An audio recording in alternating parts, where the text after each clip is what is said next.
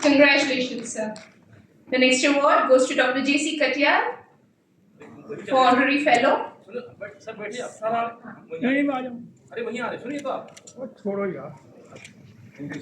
DDG Education, ICAR, and as Director now, and also as former Vice Chancellor of the CCSSR Agricultural University. And also as Director CRIDA. Congratulations, sir.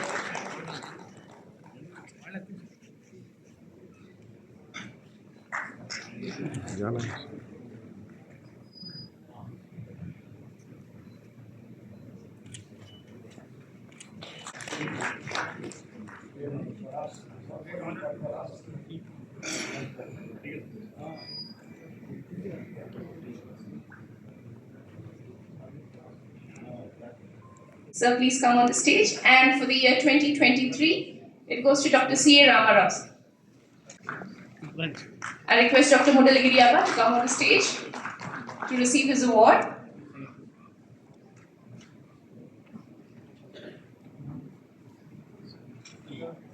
This is the Dr. J. Venkateshwarlu Award for the year 2022.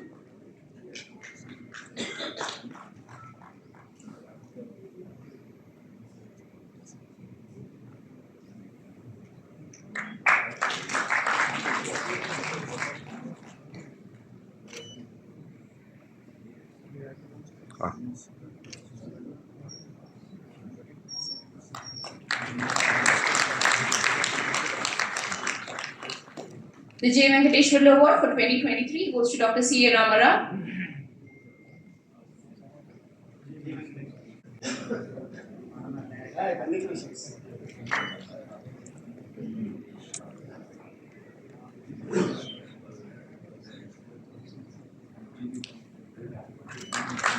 Congratulations, sir.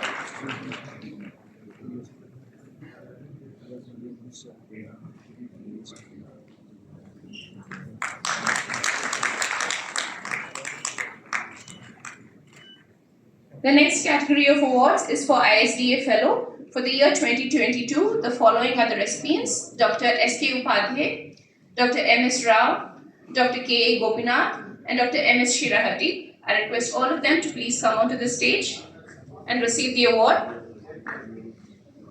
All four of them together may please come onto the stage to receive the ISDA Fellow Award.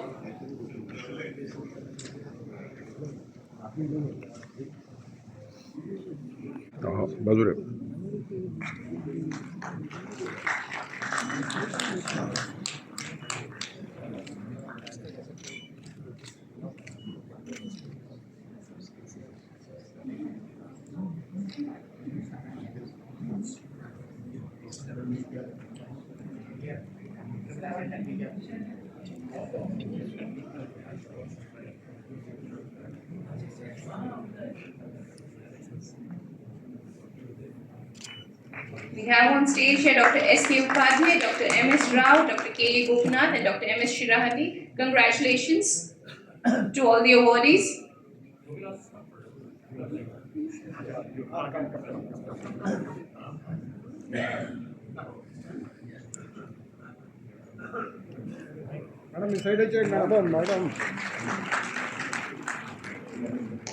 Madam, inside madam.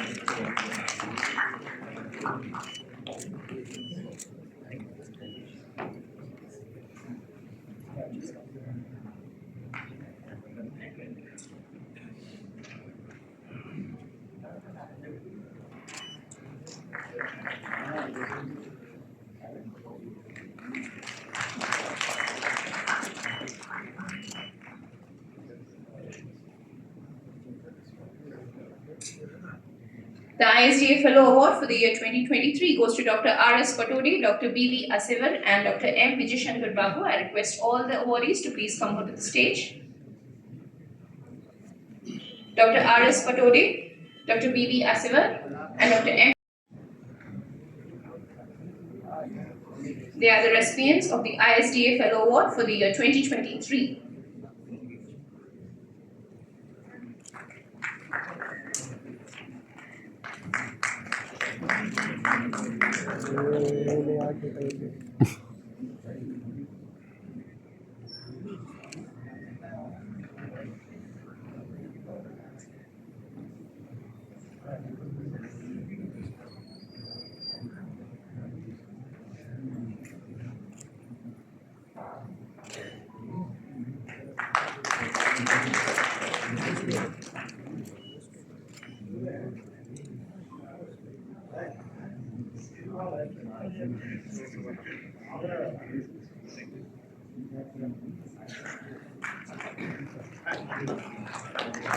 Congratulations, awardees. The next is the ISD Associate Award, which goes to Dr. Sharat Chandran MA for the year 2022 and to Dr. U. Triveni and Dr. V. Vishakumari for the year 2023.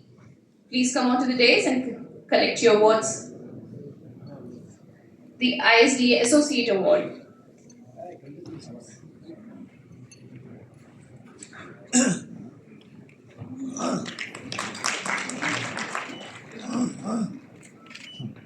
Dr. U. Triveni and Dr. V. Vishakumari for the year.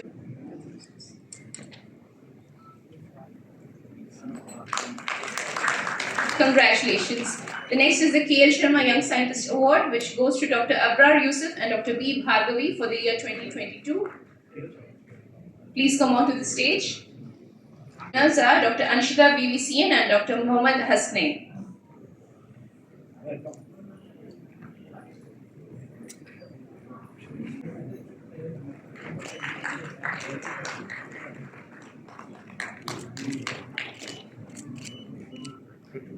Dr. Abrar Yusuf for 2022 along with Dr. B. Bhargavi.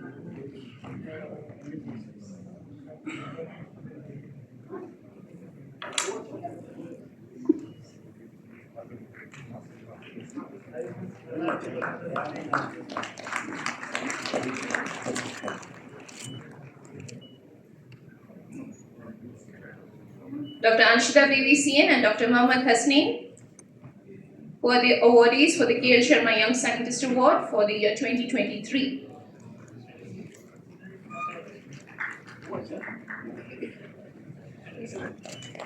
Congratulations. Now the Best MSc Thesis Award, which goes to Mr. Digvijay Singh for the year 2022 and Ms. Batula Sunita for the year 2023.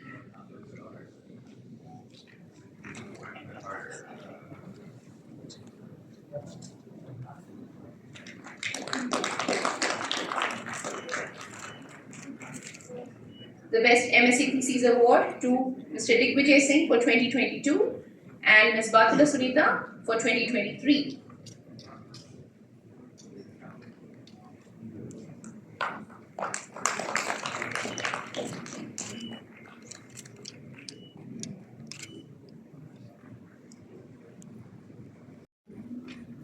Congratulations to these budding scientists. The next award for Best PhD Thesis goes to Mr. Kiran Kumar Mohapatra, Dr. Kiran Kumar Mohapatra and Dr. Vijay Kumar Sarvapalli for the year 2022. And for the year 2023, Dr. R.P. Rukmanan and Dr. M.A. Sneha. I request all the recipients to come onto the stage to collect their awards for Best PhD Thesis. Dr. Kiran Kumar Mohapatra and Dr. Vijay Kumar Sarvapalli for the year 2022.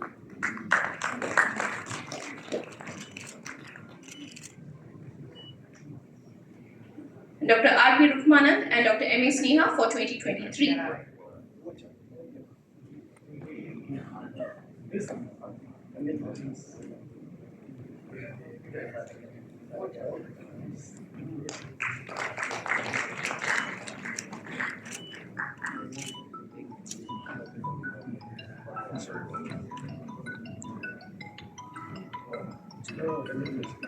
Madam ఇప్పుడే పంపుతున్నాము awards okay okay సరే అలా lighting తీసుకుంటాం మరి late అయింది నేను వచ్చే వాళ్ళు late ఇచ్చేది నేను ఎవరితో అన్నం తీసుకుంటాను ఓకే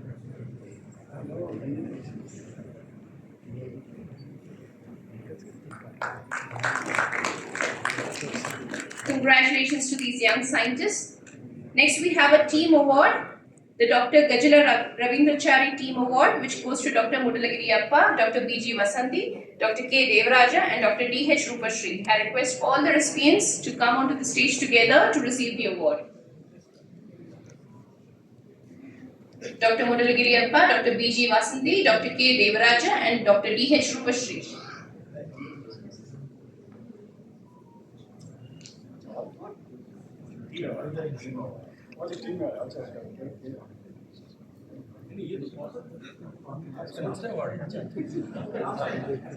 हाँ ठीक है बाजू Congratulations to this enterprising team.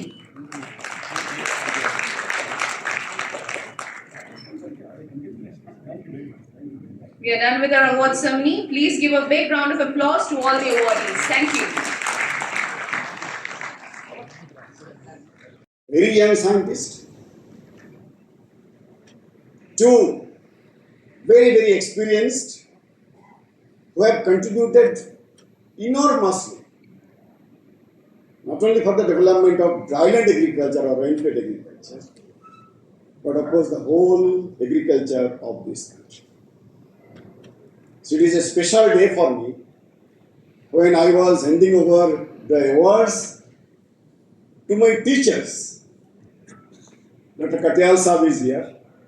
So he taught me in IARI, in the Division of Soil Science and Agricultural Chemistry. Sir, thank you very much for accepting the award. And it is really great honor for me and for all of us to honor you. Thank you, sir. And of course our mentors. You know, many of you, I'm sure you know that the climate change research in this country, which is of course now widely acknowledged, widely applauded rather.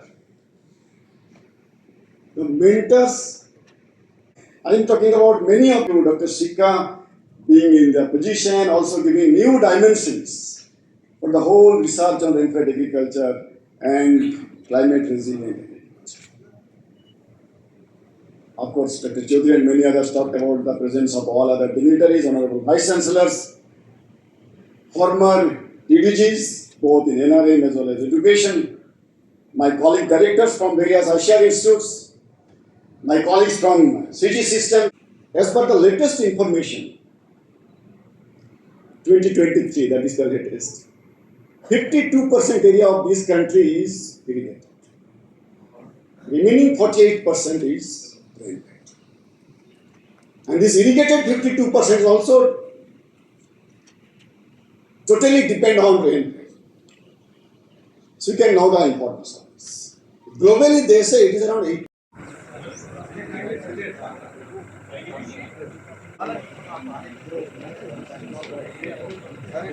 Ready?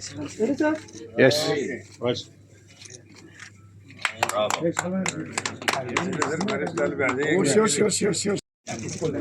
Tati, welcome. Sir,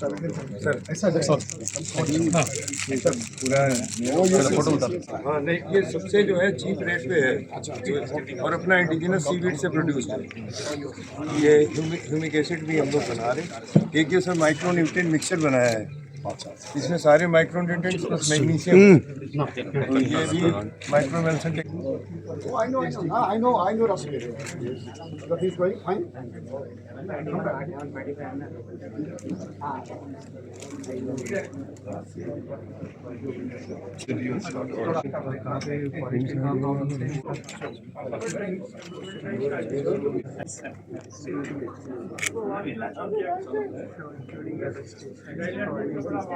Automatic irrigation systems.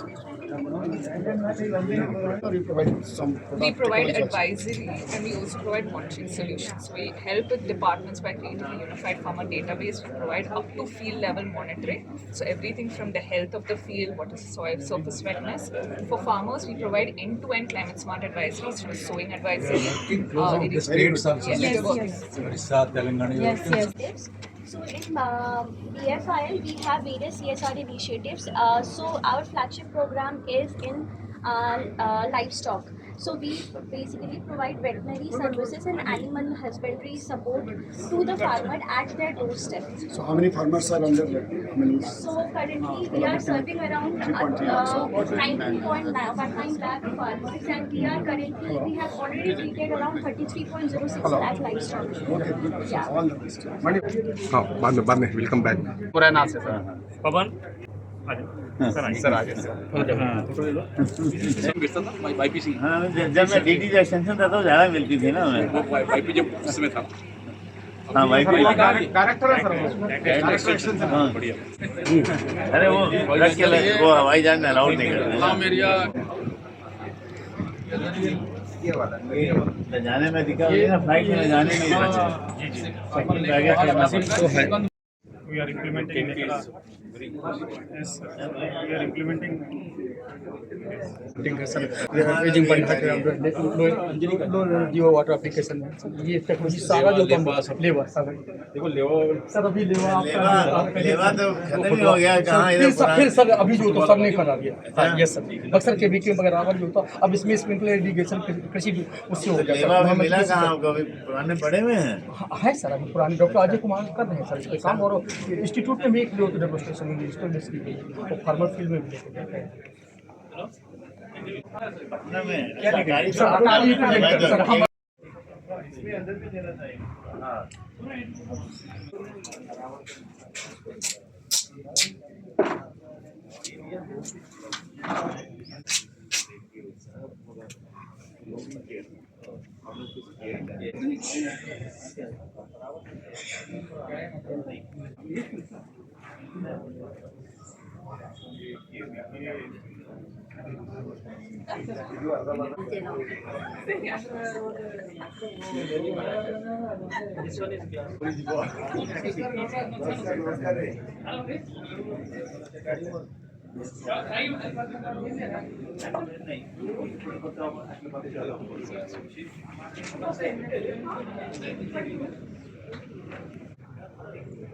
Level అంటే Lay's అంటే మొత్తం table కింద పడే और तो ये तो सोच ये तो नड़ते फॉलो लेता है अचानक से मान लीजिए आज सॉल्व कर चली जाता है अचानक से दूसरी जगह का पूछेगा ना भाई ऊपर तो फिनेंशियल स्ट्रक्चर में क्या और बाद में जाके चीजें बोलता है कि नहीं मिलेगा सबको बेसिक चीजें चारों में कर दिया सब क्या होगा सैलरी जब बढ़ता है तो आदमी का और जैसे 16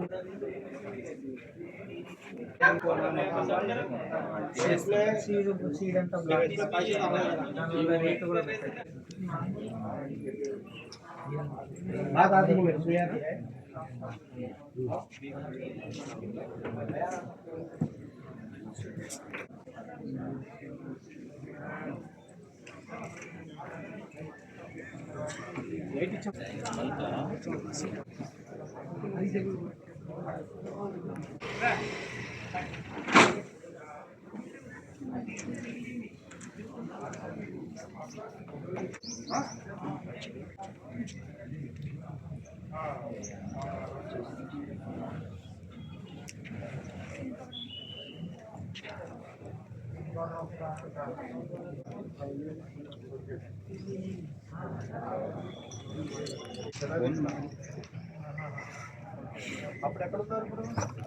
Singh, Director ICAR-CRIDA, and all the President media members. Welcome to this press meet for briefing about the 3 days international conference on rainfed agriculture, building pathways for the resilient, sustainable livelihoods at ICAR-CRIDA, Hyderabad. And also welcome to our Dr. SK Choudhri, DDG, NRM, ICR. The President media members, almost about 35 members with us. Thank you for coming this press meet in spite of their busy schedule. With their cooperation, G20 workshop last year national conference details are widely covered. Hope this time also it will be widely covered. Now I invite our Director CRIDA, Dr. V.K. Singh to give the remarks on this 3 days international seminar. Sir. Thank you very much. Firstly, basic purpose of this Congress that whatever the technology we have, what science we got developed during past several years at different locations, because we are working in Telangana, but similar kind of research being conducted in rainfed ecology all across the country. So that has to be gathered, that has to be documented, and it should be documented and sent to the policy makers so that it can become a policy and it can be executed to the real grassroots level stakeholders who are taking the things forward. In this program, we not only researchers are there, people from industry, people from NGO, people from international organization, they are doing all across the globe work. The people who are working with the grassroots level, the Krishi Vigyan Kendra, those researchers are also here, and most importantly, around 1,000 farmers from 5 states, Odisha, Maharashtra, Telangana, Andhra Pradesh, and Karnataka. They are also visiting, and we have also called industry and several partners for putting exhibition. They are interacting. There is separate session for farmers. They are being told, there are sessions for them for their discussions, and there is one session for farmers, industry, and researcher interactions. Similarly, there is one direct researcher and farmers interaction session. We are having 9 different symposia on different aspects of farming, including crop, livestock, horticulture, fisheries, and all the aspects of engineering and natural resource management. And also we are focusing on carbon trading, which is very important as of now to enhance the income if you are following the sustainable agriculture management practices. And apart from this, conservation agriculture and how to save energy, water footprint, and enhancing the productivity and protecting the environment, that is the major motive for this whole conference. Now I request all of you to have an interaction with our learned designatory, our DG sir and Deputy Director sir. Namaskar. For the world, especially climatic changes, and the research and development. Good. Yeah, third one. Okay, Okay. So first of all, thank you very much for being here, participating in this discussion. Let me take the second question first. Climate change, as all of you know, is one of the very serious problems to not only Indian agriculture but global agriculture is also facing. And this institute, CRIDA, is the nodal institute for whole ICR, Indian Conservation Research, to plan and also to execute our climate resilient agriculture. As you know, that we run a big program called National Innovations on Climate Resilient Agriculture. And this institute is the nodal institute for that particular. Now, due to the focus areas from research, education, and extension point of view, which we are now trying, and that is also focused on Government of India. To address the issues of climate change, few things which we really need to do. Number one is genetic improvement of the crop for climate resilience, and we call them climate resilient varieties. So one of our major focus has been to develop climate resilient varieties for all the crops. So for last few years, we have decided that now onwards, ICAR will be releasing the varieties which are resilient to climate change, and minimum one trait related to climate change must be there in each and every new variety which we release. As a result, so far we have released more than 2,000 varieties of different crops, including rice, wheat, pulses, millets, oilseeds, and so on, which are climate resilient. Just to give one or two examples of those, as rice is the major crop for the whole country and also for many states. Now we have got rice varieties which are tolerant to submergence. Just to give an example, the ordinary rice varieties, if the whole crop is under water for more than 6 days, the entire crop will die. But now we have got varieties, even if the whole crop is under water for more than 18 to 20 days, totally flooded, the whole crop is under water. And after that, if water goes down, the crop will come up and farmers will be able to harvest 80 to 85% of the yield, which otherwise they would get in the normal crop also. Similarly, we have developed varieties which are tolerant to drought. Because in our country, you will be getting some places where today there is drought and tomorrow there will be flood. So now we have got varieties which are tolerant to both drought as well as flood at the same time. So rice variety. Similarly for wheat varieties, again I shall give you one very drastic and very impactful example. You know, for wheat, we say terminal heat of wheat is very, very important. Terminal heat means wheat is generally harvested in the month of March and April.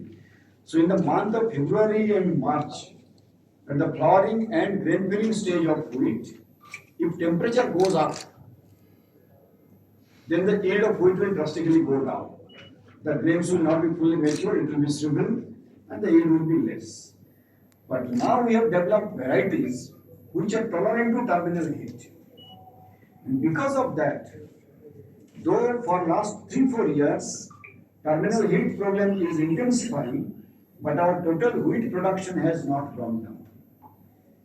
Last year, there were around 65% area under those terminal heat tolerant wheat varieties. This year also, some more area is going to be there under that kind of condition. So this is one aspect of developing climate resilient varieties for many crops. And as I said, now we have got more than 2,000 crops which are tolerant or resilient to climate change. Second one comes is management of water. Starting from water harvesting, storing, irrigation and so on. And as all of you know, Government of India has got a very big program called Per Drop More Crop, PDMC, through which all these micro irrigation, sprinkler, drip and all other kinds of subsidies, incentives, training and everything is given. So water management is very, very important. Third aspect which we say is also management of soil health, nutrient management and so on. Again, Government of India has got a very big program on improvement of soil health. As you know, soil health card and all those kinds of things are also going on. Along with this, Government of India is also promoting which we call as nature-friendly agriculture. So that the agriculture which will having less amount of pesticide application, less amount of fertilizer, rather integrated way of nutrient management and bioformulations for control of pest and diseases as much as possible. So this is the next one. These all will help which we call as adaptation to climate change. Climate change is there. You have to adjust or you have to manage your crop so that the crop will be suffering less from the changing climate, from the changing temperature, from the changing rainfall, from the changing all other kinds of problems associated with climate. Second aspect which was not given so important, though in research we are doing earlier also, but now it is going to be formalized, which we call as mitigation of climate change. Mitigation means how to reduce the emission of greenhouse gases which are responsible for climate change. Gases like carbon dioxide, methane and nitrous oxide. So carbon farming is another good program for which we have already developed the guidelines. We are going for capacity building and many of our institutes as well as some of the private companies are working with the farmers, giving them the benefit of carbon farming. How to reduce emission of greenhouse gases, how to enrich the soil with organic carbon, because organic carbon is the life of soil. So if organic carbon content of any soil is good, that soil is bound to be healthy and productive. So these are some of the aspects. And also at the same time, crop insurance program is a quite very big program, because whatever you do, if there is some kind of crop loss, farmers will be in very great difficulty. So how to help them with crop insurance and several other kinds of things are also there. I shall request Dr. Choudhri also, because Dr. Choudhri in ICAR headquarters, he is the person who is overall in charge of all this natural resource management and also the climate change activities from the council. Dr. Choudhri, if you can add a few more things on this one. It is spelled out here. As said, priority government priorities mostly now presently on climate resilient agricultural practices. The government is seriously thinking about bringing more and more India's agriculture under climate resilient agriculture program. Many states are very serious, and government of India is also very, very serious. Actually, the story starts from this institute. As referred by our Director General, the very important flagship program called NICRA, which is a national initiative for innovation in climate resilient agriculture. We have successfully demonstrated climate resilience technology all across the country. in 151 very important districts. Presently, we are working in 446 or now 448 villages. We made those villages climate resilient villages. And taking clue from this success, Government of India is also planning in a big way and bringing 50,000 villages as a climate resilient villages. And this success was really, it has worked as a torch-bearing impact. And many states came forward, like Maharashtra state with 5,000 villages, state of Odisha, state of Bihar, and many more states are coming up with the climate resilient agriculture program. As our DG has said, despite of climatic aberrations, despite of climate extremes, weather extremes, the India's food production has not gone down significantly. In some pockets, the terminal heat was prevalent, but despite of prevalence of terminal heat, the wheat production and production of many more crops was not reduced significantly. It speaks about the preparedness of India towards climate change. And this speaks about the India's resilience to climate change. And so far, adaptation approach is concerned, almost all the states of India, they have one or the other kind of program. Government of India is serious, but state governments are also serious. The first question you raised, which state, that kind of ratings we do not have. ICAR doesn't work on that, because for us, smallholder farmers, medium-holder farmers, they are more important than the bigger holder farmers. And climate resilience or climate has more impact on small holdings because holding size is small, adaptive capacity is small, investment capacity is small. Therefore, for us, our stakeholders, whether they stay in any of these states, for us, for ICR, they are at the same platform. So government's priority, accordingly, ICR also changed its focus of research. And presently, ICR is more focused on climate resilient research and right from, as you said, development of varieties, development of water efficient technologies, development of soil use efficient technologies, sustainable soil management technologies, and providing more benefits to the farmer. The conference for which we are here today, it speaks two things. First, resilience, and second, sustainable agriculture. Making agriculture more and more sustainable, keeping in view the resilience provided to agriculture. So these two things are discussed together, and that is why this conference is unique in its sense. And the messages which will come forward from here, it will be very much useful to the different stakeholders. The China country cooperation with many countries. And as I said in the beginning, climate change is a global problem. So under United Nations, so there is a big program called UNFCCC, United Nations Framework Convention on Climate Change, which meets every year. All the countries are invited, all the head of the states, for example, our Honorable Prime Minister, or very senior dignitaries of all the countries, they take part. And that is a forum where the technologies and other adaptation and mitigation and strategies, whatever is available, are shared with each other. So this is one forum from where we get all the information, technology. So this is one. Second one is we have got very strong collaboration with other international research organizations. For example, which is called as CGIAR, Consultative Group for International Agricultural Research, and AtCRIDA is one example which is located in Hyderabad only. These organizations have got their global presence. So they also bring technologies from all over the world, and we work very closely with all the CG centers related to agriculture. So, for example, CRIDA has got very strong collaboration with the CRISAR. Many of our rice institutes have got very strong collaboration with rice institutes in Philippines. Our wheat institutes have got very strong collaboration with wheat institute in Summit, Mexico. So with all of these, so this is our second well, and these institutes, they bring technologies from all over the world. We work closely, calibrate them, validate them, improve them, modify them, and then the technologies which we find useful, we promote them through our KBKs, through our universities, through our ICAR institute, to the country. So this is the second approach of doing that.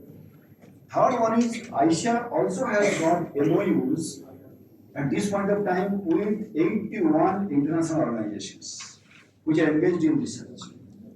So we also have our discussion, bilateral agreement that if there is any good thing, good variety or whatever it is, so we exchange, we take from them and we also support them providing our own data. So this is the third level of interaction which we have got.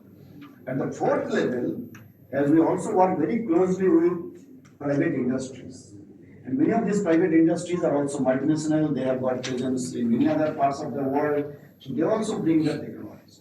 So in today's world, and climate change is such a very serious and intensive issue, collaboration and partnership is very, very crucial. And ICAR and also Government of India is very much open for these kinds of new knowledge, new science, new technologies, new information, whatever is available. And it's not only that we are only asking them to give us, we are also ready to help other countries, our friendly countries, wherever it is required. For example, many of the African countries might be benefited with the technologies which we have got, which we have developed in our country. We are also very, very open to them. So through all those MOUs and other collaborations, we exchange, we give, we also take technologies from all over the world. So the Honorable Prime Minister's vision is to reach by 2047 Viksit Bharat. So what is the role of the agricultural sector to reach 2040? Very good. Very good. So this is one of the important aspect of development for all the sectors. And every department is preparing their roadmap. Already we are engaged in developing a roadmap of how Indian agriculture should go till 2047. 2 or 3 broad aspects which we would like to do. One is farmers' income. Number 2 is nature-friendly agriculture, so that we will not be putting any harm to soil, water, air, and so on. Third one is climate-resilient agriculture. Fourth one is import substitution and export promotion wherever it is possible. Next one is developing our youth and farmers who will be doing farming with new science, new technologies, new machineries, and so on. So capacity building of our students, our youth. So this is one. And then how to connect with industries and market. Because at the end of the day, market is extremely important. So all these 4 or 5 points which we are now working to develop a concrete roadmap. Our focus so far has been to increase productivity of crops or animals, something like that. Now we want to deal with the whole agri-food system, meaning not only production, but also post-harvest processing, validation, marketing, and ICAR also is going to work on all of this. Pre-production, starting from good seed, quality seed of every crop, then production, to produce a crop in a nature-friendly way, with less amount of water, less amount of fertilizer, less emission of greenhouse gases, less adverse impact on nature. And then of course post-production, how to have value addition, processing, marketing, so that farmers will be able to get more price and they will be having more income. And all of these things we are trying to do, which we call as integrated farming system work. You know, our farmers are small and marginal. They have got very less land holdings. What do we think? Along with crops, they should also have animals, they should also have some horticulture, they should also have some fisheries, wherever it is possible. It's not that everything is possible everywhere, but wherever it is possible, multi-entrepreneurship is something which we really need to promote. Along with this, some of the new emerging areas on which we are going to give more focus, one is of course horticulture. Because as the income of any country goes on, people will be going for better quality food, better, nutritious food and so on. So horticulture is one area where we are going to be more emphasis. Livestock sector is another one where we are going to put, because dairy sector is emerging, and also fisheries sector. So these are the sectors on which we are going to give more and more emphasis, so that not only food grain, not only rice or wheat, but also oilseed, pulses, horticulture, dairy products, fisheries, and all other will be given more importance. All the departments are already working, and very regular meetings happen under chairmanship of Honorable Prime Minister. So these are also being revised, but I'm sure within maybe next few months or so, complete documentation will be done, and we'll be able to come back to you. But this is what we are going to do. But these are some of the areas which I just mentioned to you. These are the priority areas for next 23-24 years or so. This is what it is. Sir, actually, there is Many other places also where monoculture and one or two commodities are being preferred. We really want diversification. So diversification is one of the focused areas. See, at this point of time, we are producing sufficient amount of rice and wheat, sometimes even more than what we need. So we do good export also. But we are still importing oil as well as pulses. So in some of those areas, we are promoting growing of oilseed as well as pulses, so that our import will be reduced, we will be self-sufficient, and of course along with that, more and more or better nutrition also can be provided to our farmers. So this is, diversification is one very focused area for our research as well as for extension. at least the Telangana Agriculture Department doesn't have a action plan of its own, sir, and they have, and the agriculture ministers we see regularly keep promoting only the palm oil. What do you have to say? No, actually, on State Department policy, I think I will not be able to talk much about it. But I'm sure state governments are also taking note of all of this, and they are also will be going for diversification to have more income, more profit for our farmers. Focusing only on palm oil. No, on that aspect, I am not competent enough to talk about it, because those are the state policy. Even with the previous government and the present government is also following the same path. So they will be able to tell it better. But what at the national level we feel the diversification is very, very crucial. I have a question. Right.